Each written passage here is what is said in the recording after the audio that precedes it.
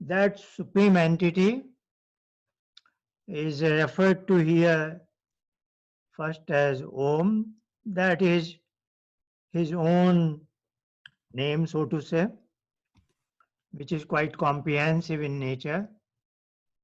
And also there are three more additional names, namely Bhu, Bhuva, and Swaha. Bhu is that he brings all of us and the whole universe into existence. Bhu Sattayam. Satta means existence. So if anything exists, we have the first question, who brought it into existence? So he is the supreme being, consciousness. So that has made the whole universe, including giving birth to all of us. And of course, we also make many things, but we usually make things starting with something, whatever is our starting point, the raw material. Like a carpenter makes a desk out of wood, then that wood was made by that supreme being whom we will call as Ishwar for time being. Bhuva means, as far as we, of course, the world is with we human beings and animals and birds and all who are conscious beings. And also there is a whole lot of things in the universe that lack consciousness. So Bhu was referring to both the part of the world, conscious as well as that lack consciousness. And when it comes to conscious beings, we go through fluctuations of joy and pain in our life, is it not? So we all instinctively want to get away from anything that is painful. And even though we do our best, yet somehow the pain strikes us. So Bhuva is that supreme being who has ability to remove our pain. Like for a child, his mother and father change the situation and take away pain of the child. And Swa is Sukh Swarup in the sense, if we are away from pain, then we want to be something that is pleasant to us, joy, happiness, whatever you call it. So that is his Swaha, Sukha Swarup. If I am connected to him, that is what his meditation is all about. Then I am away from any pain and I am in a pleasant condition. A glimpse of that we taste in deep, dreamless sleep. That is something as default, we all got it, at least in our childhood. When we grew up, maybe it's once in a while. And whenever we are in deep, dreamless sleep, what is called sushupti, we are away from pain as well as we feel very good. When we emerge out of it, we say that was wonderful. And the precondition of that sushupti is that my mind is non-functional, thoroughly inactive. So that's why that kind of motivates me in the daytime to bring my mind calm. Then maybe I will have real-time taste of that pleasure, which is very special pleasure. It's called Ananda, and he is infinite reservoir of that.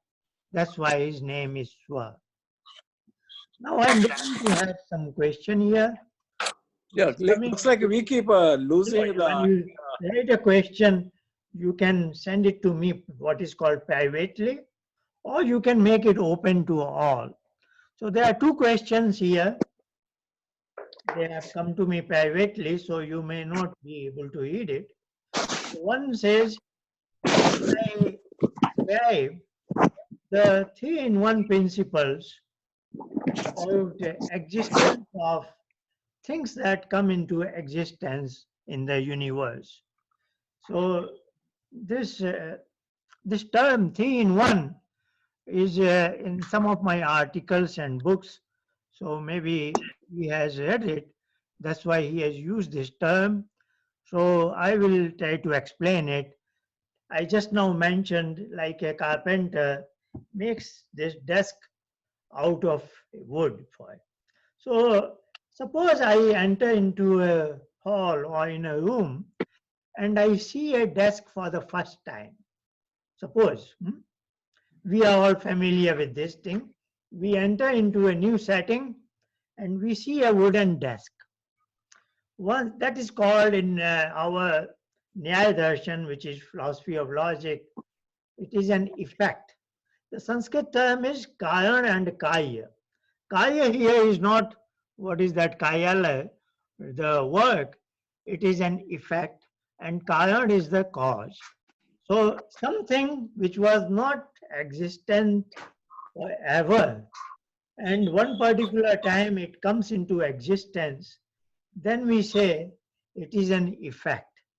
And then naturally there is an inquiry, what was its cause? How did it come into existence? That any scientist is always doing it. If some event is taking place, is ongoing, or it has already taken place, like an apple has fallen on the ground, or a scientist sees that apple is falling on the ground, whatever it is, that is an event, and then he asks, what is the cause of it? That leads him to, in physics, what we call the gravitational law of the force. Towards the center of the earth is pulling everything. And that gives rise to anything we throw up, finally it begins to fall down. So coming back to this wooden desk, this is a scientific inquiry. How did it come into existence? And we use it every moment, in our day-to-day functioning. So here we know from our experience that it couldn't have been come into existence by itself. A human being has made it. We give a name to a particular human being. We say a carpenter. Though I didn't see the carpenter making that particular desk, is it not? But I talk as if I am 100% confident. And I say, there has to be a human being who must have made it, is it not? So there is a cause of that effect, namely a human being, and just for our purpose, give him a name, a carpenter. But then we know it, a carpenter sitting alone in his workshop, he cannot make desk just out of nothing. So he has to have some pieces of wood or a log of wood and make some pieces out of it. And then he transforms that into wooden desk, is it not? So we say there is not one cause, there is another cause, namely a wood or pieces of wood. So then we modify our statement. We say that a carpenter made this desk out of pieces of wood. Now we say that, but why would he make it? Nobody makes it something just for the fun of it. There has to be some motivation in his mind, something in his mind. So then we say that, okay, the owner of this house placed an order. He placed an order to the carpenter that, look, I want such a such desk. And then carpenter gets going and then he assembles the pieces and does a lot of labor. And then he delivers the desk to that carpenter, the beneficiary. So basically, and then this is also not total story. A carpenter, somebody will say, has to have certain essential tools. He has to act upon that wood using his hands, feet, and all that, and certain tools. So he has to act upon it, and not just merely his hands. He needs certain tools. He needs some space and time and many things. Somebody can list it. But when the question was asked about three in one principle, we are going to discuss these three things, namely the carpenter, the wood, and the end user, who is the beneficiary. Is it not? They have a name. The carpenter is called as nimitta karan, or in English we say efficient cause or agental cause. The wood is called as material cause. In Sanskrit term is upadan karan. Then this beneficiary, the who is going to use it, he is the end user, is it not? And here we notice there is some correlation. The correlation comes from, in our view, that is the Vedic perspective. In Vedic perspective, there are two kinds of things in the universe. The things are made of matter and they don't have consciousness, like this wooden desk. Even though I hit it, it doesn't make any complaint. But if somebody hits me, I will feel the pain and I won't like it, because I am conscious being and the desk is void of consciousness, is it not? So in Vedic terminology, consciousness is an attribute of some entity which is non-physical, non-material, is it not? Because from the Vedic philosopher's point of view, so many material things, infinite things around us, they lack consciousness. They don't exhibit consciousness. So they make a very axiomatic statement that matter does not possess consciousness. So consciousness must be inherent attribute of something which is non-material. So that is called as anilam. It is non-material. It doesn't have any matter. So think of us as we have something, a point-like entity, which is like this light is giving physical light. That thing is emitting light of consciousness. So I can wave my hands, I can speak and do all sorts of things, is it not? So now coming to that consciousness, it has three powers, extraordinary powers. That is called as ability to know, and ability to experience an event, and ability to act upon its surroundings. That is called as jnana, bhog, and karma. But of course, it has these three powers, yet it cannot exhibit these powers without the instruments of body and mind, is it not? So you know it, we are always engaged in these functions, at least when we are awake, getting to know surroundings, where we are through our five senses, and then feel them. That takes us through a wide spectrum of joy and pain, or sometimes we are just inert, but we can feel the thing, is it not? If my daughter walks into this room, I will feel good, is it not? So we just not get to know. I just don't see her. A camera could also see her, but I have a feeling, is it not? And I get to know her. Camera can merely put an image of it, but is not quite a knower, is it not? Like a book has all the words. This is a book in my hand. It has all the words, and those words have knowledge. But nobody will say the book has the knowledge, is it not? If I read the book, I gain knowledge, is it not?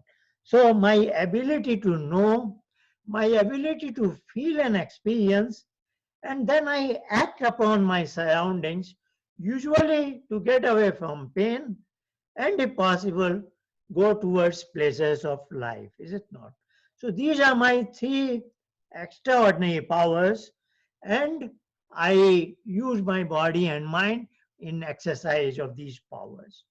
Now coming back to these three causes, carpenter has to be a conscious being because he has to have a blueprint, a design in his mind, what he is planning to make, a wooden desk, is it not? So he has to be an intelligent human being with knowledge. So, of course, this agental cause, the efficient cause, is always a conscious being, and not merely with the knowledge, he also has the ability to act upon wood. So, he has knowledge and action both, is it not? So, it has to be a conscious being. The material cause is matter, wood is void of consciousness, and the beneficiary always has to be a conscious being because he can enjoy that desk, is it not? He will feel good when he uses that desk, is it not? So we have seen there behind any effect, man-made world at least, that is what a desk is representing. There have to be three causes minimum plus some additional ordinary causes like tools and space and time. They are nevertheless present in all cases. But the peculiar causes are the efficient cause who has to be a intelligent human being who has the knowledge and action. Then there has to be material cause and there has to be an end user who is also a conscious being. So sometimes when the carpenter makes a chair for himself, or a bird for that example makes a nest for itself, is it not? But nevertheless, bird is an efficient cause of that particular nest, and bird itself is the end user. A carpenter may make a dog house out of wood, is it not? Where the end user is a dog who is also an intelligent and a conscious being. So this is what Vedic rishis noticed, and then they formulated, then they extended this inquiry, like in any scientific thing. Certain things are out of our beyond, like how did this sun or earth come into existence? Of course, it all happened before we came in this world, is it not?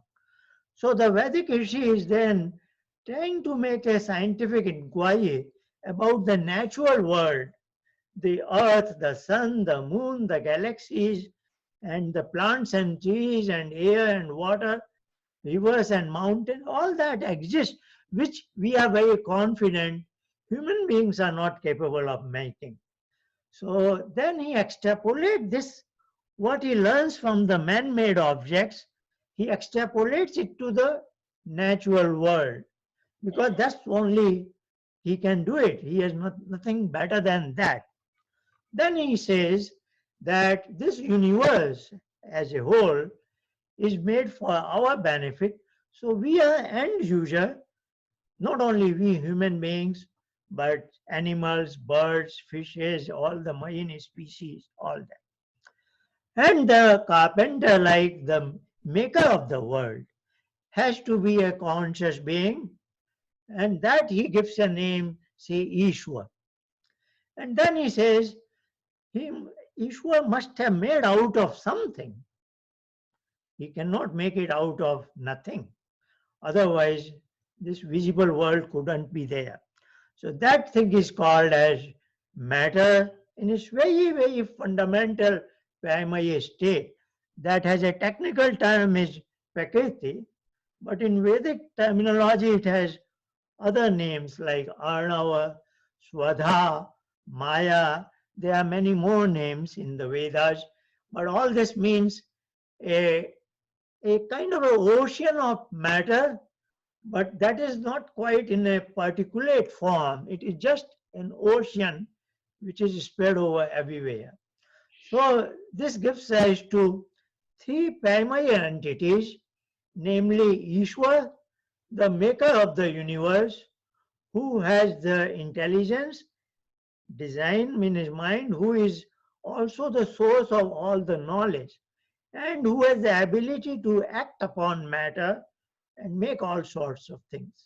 And matter works under the overall authority of Ishwar.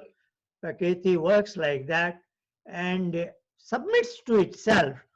Of course, then it is governed by the natural laws of physics, and he is the governing principle, that Ishwar, because he has the knowledge what is the right laws for the matter to behave. The gravitational law, nuclear forces, all that. He is kind of lawmaker and also maker of the universe so that it is sustained. It's just he doesn't make it and gets away. He continues to operate it in a particular manner so that the earth is going around the sun. There is a day and night in 24 hours. 12 months have all kinds of seasons and things like that. We are all familiar with it. And then it is for all of us, animals, other species, all included. So we are like end user, is it not? So that three entities in that case of wooden desk was carpenter made the desk out of wood for an end user. Now it becomes Ishwar makes the whole universe out of Prakriti matter for all the conscious beings. And so that is also, we will say, is a conjecture, at best a hypothesis. In strict scientific term, we cannot say it is definitely that way, is it not? So that is what is Arya Samaj principle number 1 is saying, सब सत्य विद्या और जो पदार्थ विद्या से जाने जाते हैं उन सब का आदि मूल परमेश्वर. Means that entity Parameshwar is the original source of all the knowledge and all the things that is there. The knowledge is nothing but how a particular things behave, is it not? Like a cloud, the whole cloud physics is nothing but behavior, formation of clouds, its other behavioral pattern, and also how it water gets condensed and then how it falls down, is it not? So this is all according to the design of that Ishwar.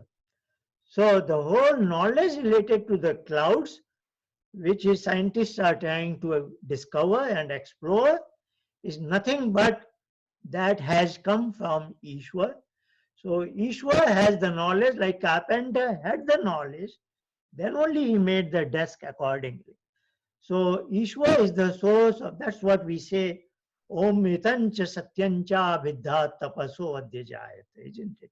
So the universe is Satya, it is following certain ground principles which are Hit, and Ishwar makes it out of his knowledge, that is called Iddha, and action what he does is called Tapas. So Iddha and Tapas are knowledge and action of that Ishwar, because his action is very unusual. He is not like carpenter. Carpenter has to use his hands to fetch a piece of wood. But Ishwar is everywhere, so he doesn't need a hand, he doesn't need any tools. He is within a big particles. So he just has to, he just has to push the particle from inside. He doesn't apply force from outside. That's why he has another name, Vishwa. He is sitting inside everything.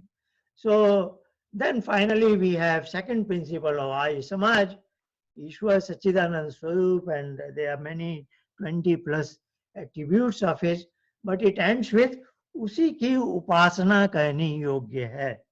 So that is what is the evidence of that Ishwar, So in first and second principle, there is conjecture has been made.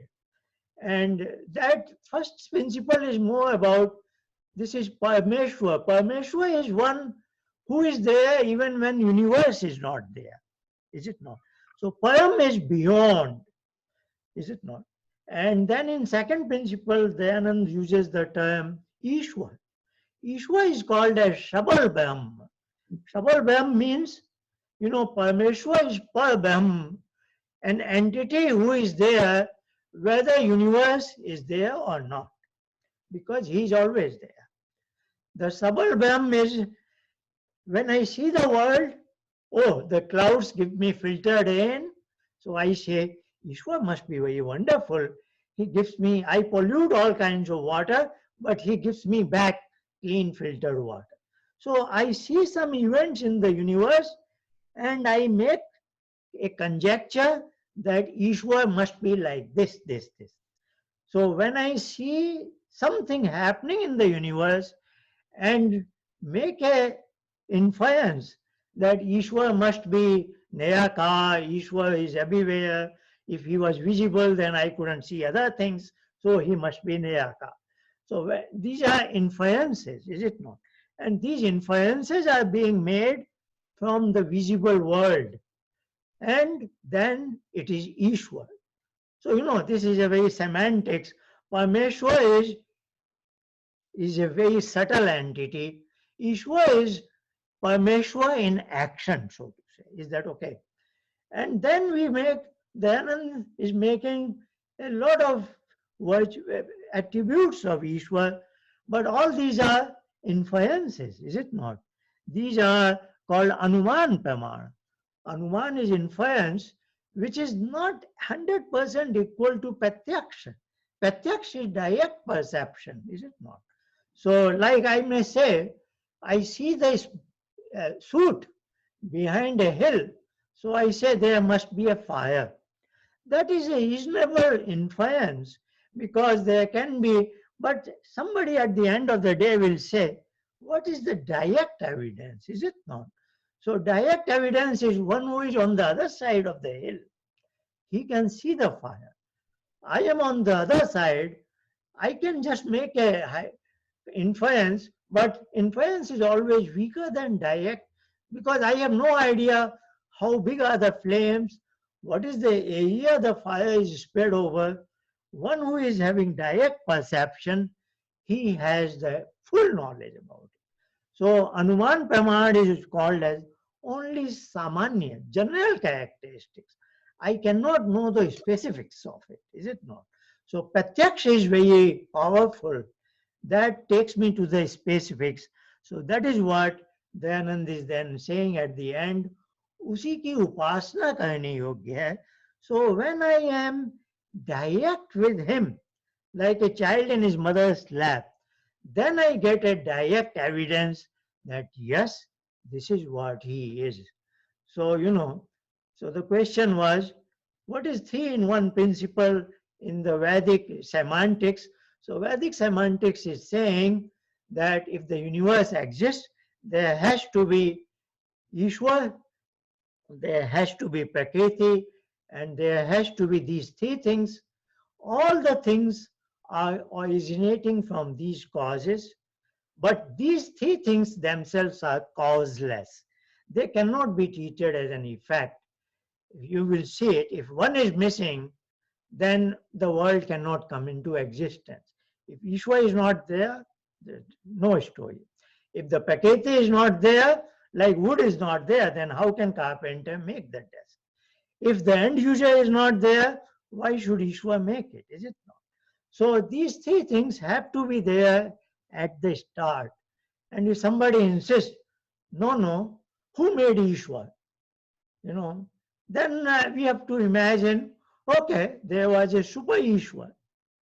But then somebody will say, who made Super Ishwar? So, this is ad infinitum. There is no new knowledge gained, and it just goes on, is it not?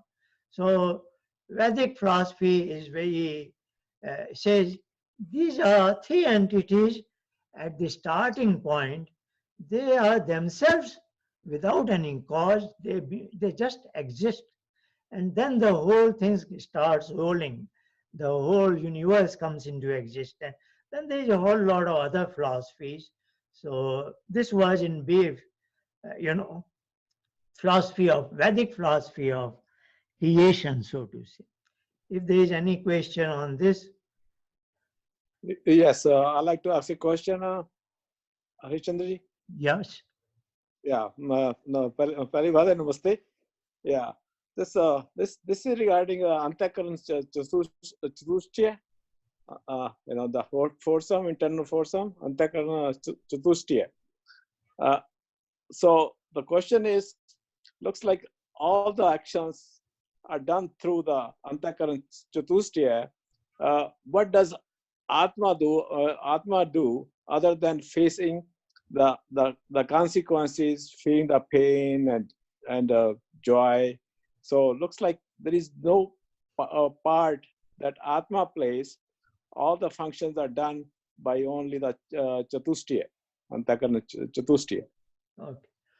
Okay, for the benefit of all our others, the participants, the just this term may be new to some of you, uh, so-called Antakaran Chatushtay. This is as I said, as a human being, we have three extraordinary powers, but we need the instruments of body and mind to exercise those powers. So when it comes to our instruments, we have basically two instruments.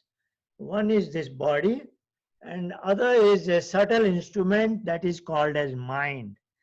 Now, mind has a detailed in Vedic terminology, so we will not go into detail at this point because the focus of the question is something else, and that itself is a big topic. If somebody is Sure. interested in, we can take it up in some other session.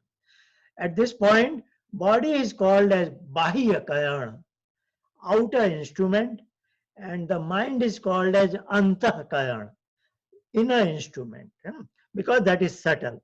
But please bear in mind, in today's mainstream terminology, our brain is considered as mind as well as our, you know, our, so to say, our consciousness, is it not? If something is happening in my brain, the doctor will say, I am conscious at this time. So the mainstream terminology is slightly different.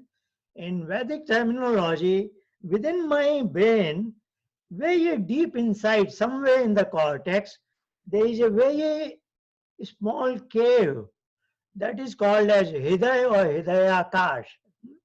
So in that tiny cave, myself, my Atma Tattva is residing. And that closest to it is an envelope of mind. At this point, we will not go more into detail of that mind. You know, that mind only the questioner has asked. He has referred to my mind as Antakaran Chatushtay. This terminology can be discussed in detail at some other time.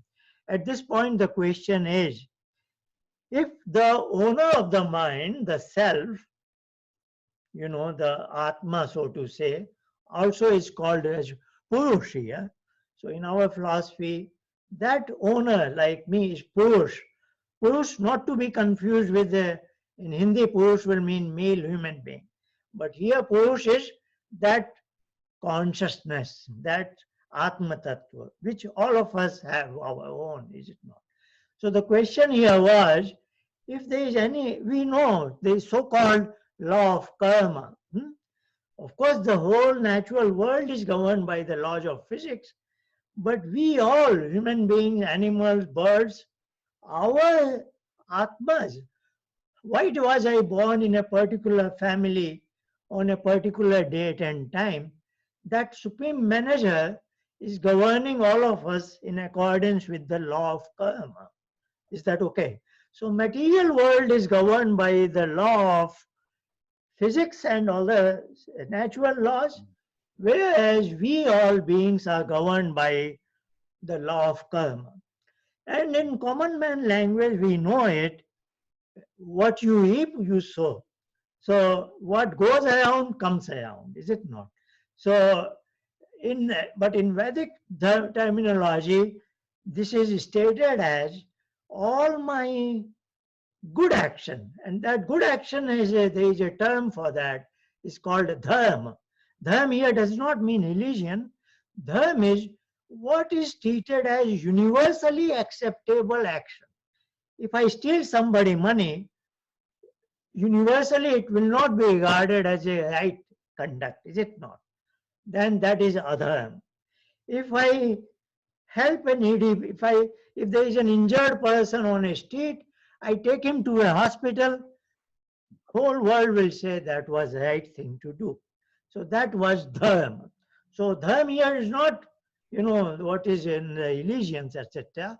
Dharma is universal, acceptable code of conduct, something like that. So if I do dharma, then I will be rewarded in terms of sukha. Sukha means joy and pleasure and happiness, whatever you call it. And if I do something which is contrary to dharma, in other words, if that is adharma, then I will be going through something which is painful. Now, this is the broad statement of law of karma. But there are a lot of details because the rewards of karma does not come instantaneously, not always. There is a lot of time gap. Hmm? So, law of karma, we are told, is kind of in physics, there is a Heisenberg's principle of uncertainty that says that either you can measure the mass of a particle or its momentum, not both at the same time, is it not? So that is a universal statement that either we know this or that. We cannot know both the things. So in a scientific community, both the things cannot be knowable together, is it not? In the same manner, from Vedic scientist point of view, law of karma is undecipherable, unknowable for us in total sense. Why? In total sense, in the sense, today if I am inflicted with some pain, there is nobody in the world who can say for what particular action I am getting this reward, you know, particularly because certain rewards come after, maybe that is coming due to the previous life, or maybe due to the thousands of life ago, I Yes. might have gathered something which is giving me reward now, is it not? So in that sense, Sankhya makes a statement, Shrishti Vachityat. It's such a wondrous world where all kinds of things are happening to all of us, but we cannot exactly know what is the cause of what I am going through, is it not? Today's my pleasure or today's my pain is due to what cause, what was the action I did in some life. Nobody in the world can ever know it. So this is theoretically unknowable. But it does not mean there is no law of karma. Where is There he? is a law of karma, but I cannot know exactly this. Now the question was, this is all peripheral things. The question was, the Purush, the owner of mind, has is being rewarded for an action, whereas the action was performed not by him, but by his mind. Is it not? So the Mhm. question was, when my mind and body are doing the certain action, why am I held responsible? Why am I held accountable? Why I have to go through the rewards of it, pleasure or pain, whatever it is? The answer is very simple. In day-to-day world, if I hit somebody, if I shoot somebody with a gun, the court will not give punishment to the gun. Court will punish the person who has fired the gun, is it not? So he will say, the judge will say that you had full control over the functioning of the gun, you pressed the trigger, so you are held accountable. So this logic has to go inward. So the questioner's question is valid, but even here, the Vedic rishis give an answer. They say, because after all, the Atma is considered as Nitya Shuddha Buddha Mukta. That is aparinami. It doesn't go through any change whatsoever. Just like I don't go through much change when I press the trigger of a gun, is it not? But anyway, I have caused an event for which, of course, must be held responsible. So, in the same manner, they give an analogy that is the best answer available in the Vedic literature. The this is a matter. Law of karma has been discussed by Patanjali in philosophy of Yoga Darshan. In second chapter, there are 4 or 5 statements. They come together, and there the commentary comes from Vyas, and he says his response is he raises the same question, and then he says, like in the world, the victory and defeat in a battleground is gained by the soldiers, but the same thing, namely the victory and defeat, is treated as that of the king. So the soldiers are affiliated with a particular king, they are obeying the commands of the king, and in a battleground, the soldiers are victorious or they are defeated. That same is attributed to that of the king, though he was not in the battleground, he is probably in his palace, is it not? The same thing applies to the Purush here. He is, but his command is followed by his mind, and so he is held accountable. So that is the answer to this question. So is the Purusha giving the commands, or just or the intellect, Buddhi is giving the commands? Actually, the Purush is giving the command. His Buddhi is more like his prime minister who is advising him, who is opening out all the options and what will be the consequences. Finally, using his intellectual faculty, he is selecting the option which he thinks is most suitable at that time. So, he gives the command, like the king gave the command to his forces, and he, of course, consulted his prime minister at that time. I will take up a question which is here privately in writing. Can you please, this is from a gentleman, I don't want to read out the names because this session is being recorded. Some of you may not like your names to be, so I am not speaking out the name. The question is, can you please put some light on the sequence of universe creation as given in Veda? So, well, interesting question. We have taken up this subject in detail when we were discussing 3-in-1 principle. If you are familiar with Sandhya mantras, those 3 mantras called Agmashan mantras, they are the last sukta of Rig Veda is Sangathan Sukta, and the one just before that has these 3 mantras, namely Tan Satyancha Vidyat Tapaso, then Samudradanavada Dadi Samvatsaro Vajayata, then it is Surya Chandra Masaudhata Yatha Purvam Kalpaya. These 3 mantras, in a very concise form, are describing the philosophy of creation. But in more detail, it is covered in Rig Veda. There is a Nasadi Sukta, and of course, there are many other parts of the Vedic literature. But let's look at these 3 mantras. The first one, which I have partly used already, it is just saying, ab initio, before the world comes into existence, tatah samudro anava, there is an infinite ocean. That ocean is called as samudra arnav, as if there is a homogeneous matter. And it doesn't get transformed by itself.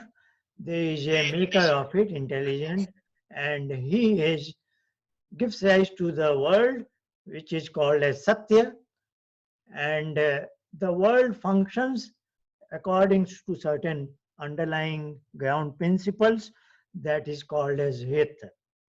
And that comes into existence because that supreme consciousness has the necessary knowledge, Idha, and also has the authority and power to act upon the matter, that is tapas. So in the first statement, it says that the matter is there, which is in a homogeneous form. Like imagine you are deep in Pacific Ocean, it's everything quiet, no movement, nothing is happening. Water is also calm, and anywhere you see, it's all the same, is it not? So just imagine that kind of a thing. The whole universe is like that. And then, of course, that supreme being is there. Then what does he do next? Then he says, time is created. Samvatsaro ajayata. So samudrad anavad adhi samvat. Adhi is he has authority. Adhinayak. Adhi means who has an authority. Ajayata is to make, to give rise to. Samudrad Arnavad. So that Samudra of that Arnav, Samudrad Arnavad Adhyat Samudrad Adi. Arnavad Adi Samvatsaro Ajayat. Samvatsar means time is. So very first thing he makes is, and that time gives rise to Ahoratrani Vidadat Samvat Vidadat Mishato Vashi. What is he saying is that time to us looks like day and night, seasons and all months and years, whatever it is in our day-to-day functioning. So that time parameter is born, and you know it. If nothing moves, there is no time. Say, we discussed slightly about Sushupti, deep, dreamless sleep. When there is nothing happening in my mind, no dreams also. When you come out of that dreamless sleep, you have no idea of time. You have no idea you were in sleep for 2 hours, 5 hours, 8 hours, because you were in a world where time didn't exist. So, as far as you are concerned, you were in a world where time did not exist. Because what is our world? Seemingly, we live in this world, is it not? But actually, our world is what just now we discussed is the mind and antakaran and all. So within the mind, the closest to us is called buddhi. Hmm? Now, if there is nothing happening in the buddhi, so we are always watching that buddhi. So you can look at it as that inner TV. So seemingly I am seeing this laptop screen, but actually I am watching a screen somewhere hidden here in my that tiny cave. So the in my tiny cave, me, the Purush, is watching a tiny screen. That is my buddhi, is it not? So in the daytime, in the evening, even when with my eyes closed, I may have something there. And even as I go to sleep, I am dreaming. My dreams are also coming there. And if I know how to switch it off, or if I have a good luck, deep sleep, no dreams, then that inner TV is really off, is it not? So in this particular situation, when as far as I am concerned, from a subjective point of view, if there is my mind is calm and quiet, nothing happening in my mind, there is no time, is it not? So time is always corresponding to movement. If there is movement, something is moving. And of course, in the world, we have a concept of time because the earth is moving and we have put our atomic clocks, corresponding to this earth movement. You might be aware some 3 years, 4 years ago, all the top physicists, they decided to set our atomic clock 1 second behind. They adjusted. All the world's clocks were adjusted by 1 second so that they are in sync with the Earth's movement. So, Earth is moving at 100,000 kilometers per hour, such a gigantic ball, 7,000 kilometers or so diameter, and is running at such a huge speed, but it covers the entire orbit in a very precise time that modern atomic clocks have to be adjusted accordingly. So this is time is commensurate to movement. So when the Arnav is there, that Samudra Arnav, there is nothing moving, there is no time. So how is time created? That supreme being excite some particle somewhere, so that at one location there is some movement, is it not? Now that becomes the reference point, and that also becomes start of the parameter that we know as time. Prior to that, there was no time. So time gets created very first thing at the start of the whole universe to be in making. And then, of course, he starts movement in so many, so many locations, so many particles. Galaxies are made, solar system, and all. That is what is described in the next Surya Chandra Masaudhata. So then the space parameter is made. So and then I have already covered. He is intelligent, he is conscious being, and he has the knowledge, and all that knowledge that we gain is nothing but we don't invent knowledge, we discover knowledge. So knowledge is he is the original source of knowledge. That's what Patanjali is saying. Savajyat bijam. So Purvesham api guru kalenan vachedat. So Ishwa is all-knowing because he is only the source of knowledge. And then he doesn't gain it from others. He doesn't have a teacher. He is inherently the knowledge. So Sarvajyatu Bijam, as if he has the seed of the knowledge. So in brief, I will say the philosophy of creation. I like it. There are a lot of questions, but now we are nearing. I didn't mention it, but of course, we are here for about an hour. So now they are, let me see if this question I have covered some light on the sequence of universe creation. And the Purush Adhyaya is very interesting. Purush Adhyaya goes for, once the sun and the earth, now the species, now animals, now the human beings are made, now the Vedas, and so that gives an interesting sequence in philosophy of creation. If we have time some other day, so we can. Now there is another short question. I think this was coming much earlier, about half an hour ago. What is the fastest way to get moksha? Moksha is, of course, is the Sankhya has a statement, interesting statement. Sushupti samadhi moksheshu brahmarupta. Very interesting statement, saying that there are three states of ours. Sushupti is, I have already discussed, deep dreamless sleep. Then samadhi, which is a deep state of meditation. And moksha, of course, the questioner knows it. So sushupti is like we all get it by default, and if we spoil our life, even that is out of our control, is it not? So even that is snatched away. So if your lifestyle is not good, then you have sleepless night, and even if you have sleep, lot of dreams. So if you want to lead a Vedic way of life, you have to continuously be deserving for deep dreamless sleep.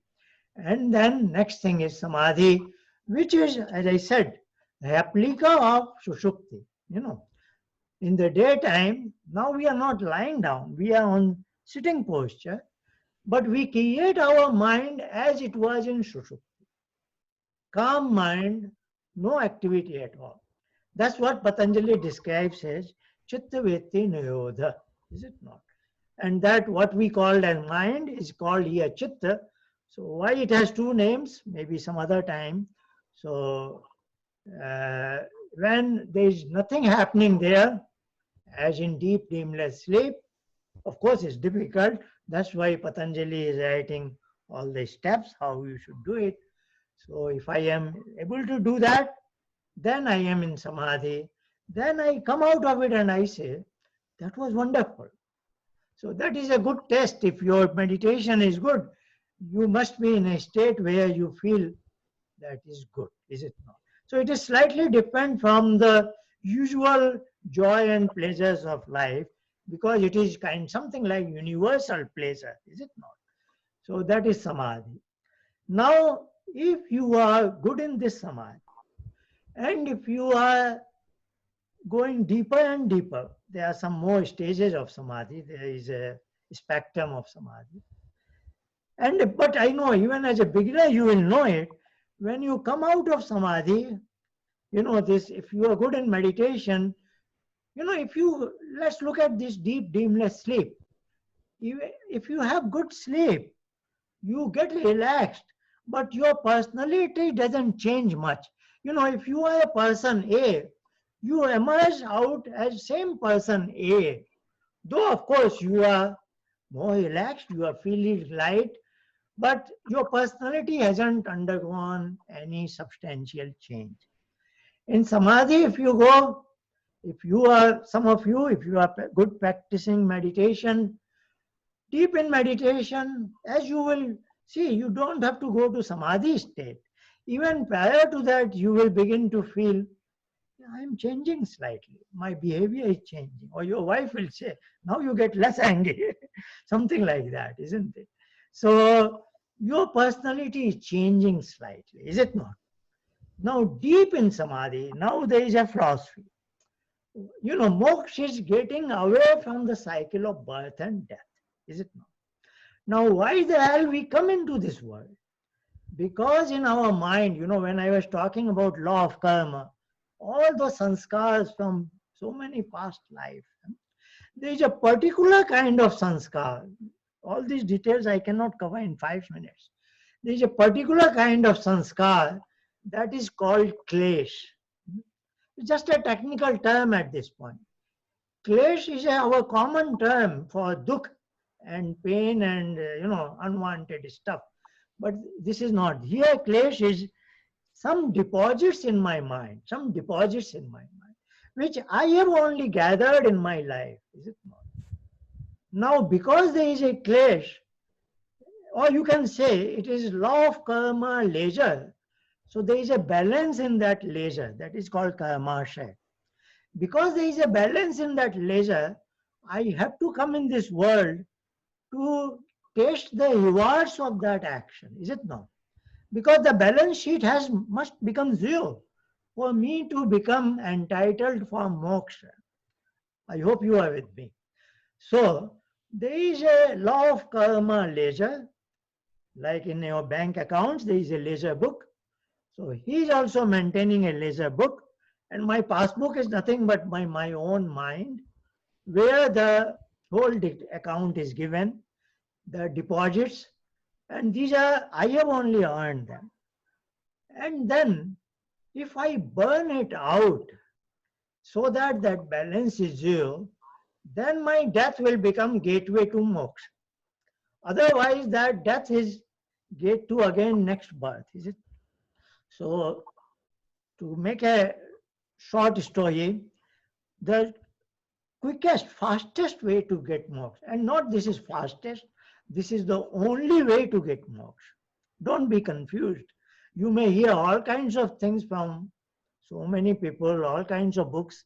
You may read many things, but this is the only way. That deposits must be brought to zero, and there is only one way to make that deposits zero. Otherwise, they are called as seeds. Seeds. Why are they called seeds? I will explain sometime later, probably. And the only way the seeds become important if you burn them. The burnt seed cannot give again plants and fruits, is it not? So the burnt seed, the Patanjali's technical term is Dagdha Bijvat. Dagdha is burned out, Bij is the seed, that is called as Nirbij Samadhi. So that Samadhi at its very, very advanced stage is called as Nirbij Samadhi, when those clash, which are seeds, they have been burnt out. And then, of course, this is a process. And as I said, even a common practitioner will realize as you are practicing meditation, slightly getting, I will say you are in intermediate category or advanced category from the worldly standards, you will notice, or people around you will notice, your personality is changing, is it not? And personality is nothing but the content in my mind. So that content is getting, and that's what we mean by Vishwani Duitani Payasu. When we say Om Vishwani Dev Savita Duyatani Payasu, what do we mean? All the unwanted stuff from my mind, may they go away. So through meditation, they go away, they are washed out, burnt out, and when they are fully burnt out, I become eligible for moksha. This is not the fastest way, this is the only way to get moksha. But of course, you will hear many things like good karma can bring moksha. No, good karma don't bring moksha. Good karma makes your mind slightly cleaner, your tendencies become better, so that you will find it better, easier to sit in meditation. If you have a lot of crooked mind, you have a lot of temptations, then it's not easy to sit for meditation, is it not? So it is helpful. You have to be a good human being. But if you are just a good human being, do gooders, that is not the only thing that brings moksha. Good karma will bring good rewards. So there has to be again next life to test those rewards, is it not? So that's what the answer to this is. I think it was wonderful session, and I am not sure if I can save this chat, but I will learn. I'll copy it. So next time, probably Monday, because Monday should be repeated Monday. If I take up this question, say Friday morning, this questioner may not be there, is it not? So I have put two timings because we are looking from global point of view. There are different time zones. So if next Monday evening, I will begin with I have a now bank of data. So I will start from these questions. And thank you all. Have a good time. It has been a good opportunity. Namaste. Namaste.